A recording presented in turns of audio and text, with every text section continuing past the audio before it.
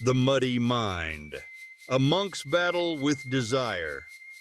The strongest battles are not fought on mountains or battlefields, but within the silent chambers of the mind.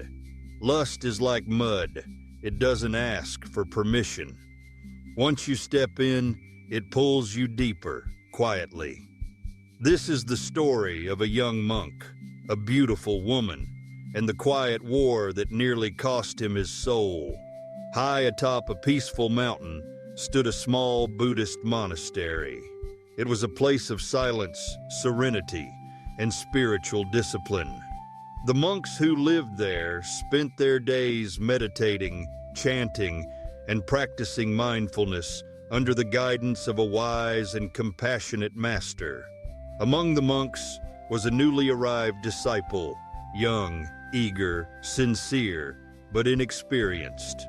He had joined the monastery seeking clarity, peace, and liberation from worldly desires.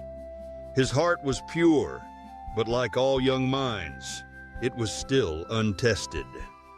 Each morning, the monks descended the mountain to a nearby village to collect alms. It was a humble task, offering the villagers a chance to give, and the monks an opportunity to cultivate gratitude. One morning, as the young monk went door to door, he knocked on a small wooden door tucked beside a flower garden. It opened slowly, revealing a young woman who had just finished her bath. Her wet hair framed her radiant face, and her skin glowed under the soft morning light. The monk's breath caught in his chest. He had never seen such beauty before. The woman smiled gently and respectfully offered him food.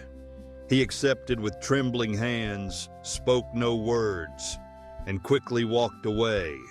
But her image stayed behind, lodged in his mind like a flame that wouldn't go out.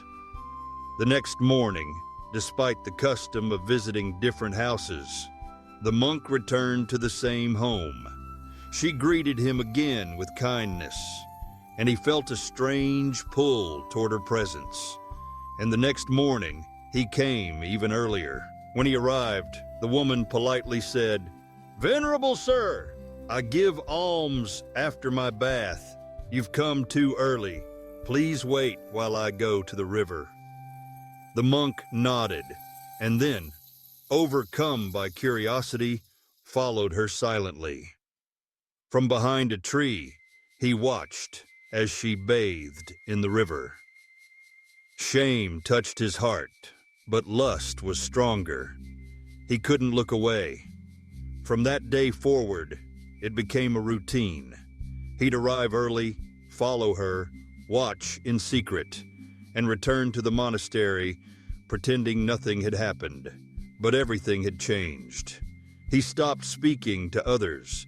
He avoided his master's gaze. His meditations were disturbed.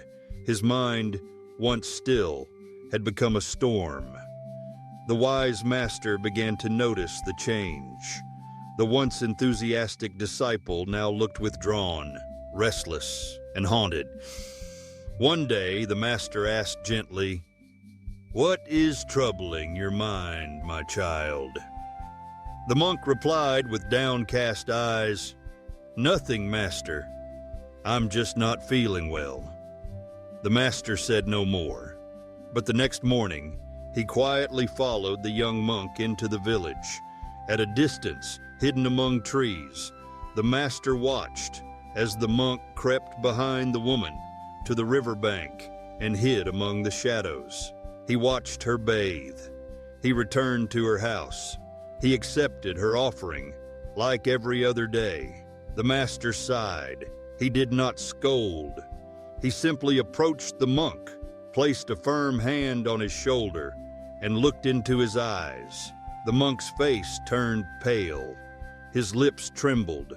Words failed him. He had been seen. Without a word, the master led him up the mountain. They walked for hours in silence until they reached a murky, stagnant pond covered in thick brown mud.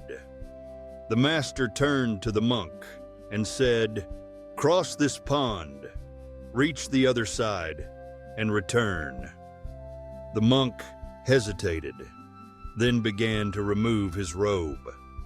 The master stopped him. "Why are you removing your robe?" The monk replied, "Master, this water is filthy. I don't want to stain my robe." The master smiled gently. "You are willing to protect this simple robe from dirt, yet you allowed your mind, your most sacred possession, to be polluted without hesitation."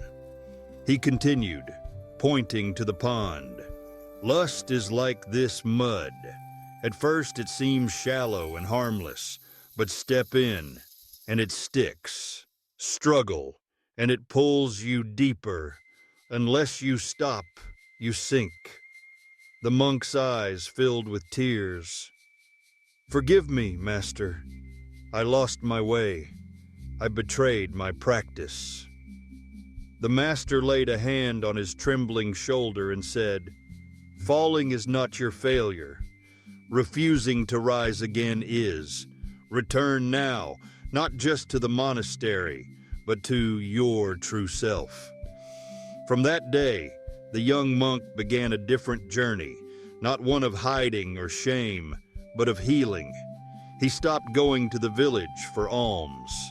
He spent his days meditating deeply, confronting the waves of desire that rose inside him. He was no longer running from his thoughts. He was facing them with patience, breath, and awareness. Years passed. That same monk would one day become a teacher himself, known for his wisdom, compassion, and clarity. And to his students, he would often say, "Victory over others is fleeting, but victory over your own mind, that is eternal." This story is not just about a monk, it is about every one of us. In a world flooded with distractions, temptations, and seductive images, it is easy to lose control of the mind. Sexual thoughts are natural, born from the same energy that gives life. But obsession is not natural. It is conditioned, repeated, fed over time. The more you entertain it, the stronger it becomes. The more you resist it blindly, the more it returns with force. But if you observe it without judgment, if you stop feeding it with explicit content, imagination, or fantasy, it weakens. Your mind begins to heal.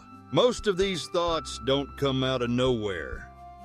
They arise from what we've seen, consumed, imagined, especially in the digital world.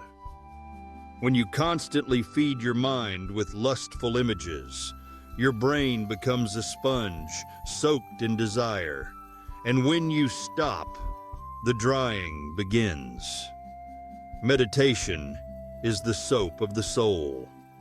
It cleanses not only the surface, but the stains hidden deep inside. It brings strength, clarity, and control. It helps you detach gently from the cravings that no longer serve you. So if your mind feels heavy with desire, don't hate yourself, don't run from it, but also don't feed it. Sit, breathe, watch your thoughts, cleanse them with awareness, because when you master your mind, no temptation can master you. If this story brought you peace, clarity, or a moment of truth, subscribe to Whispers Within, where every tale is a step toward your awakening.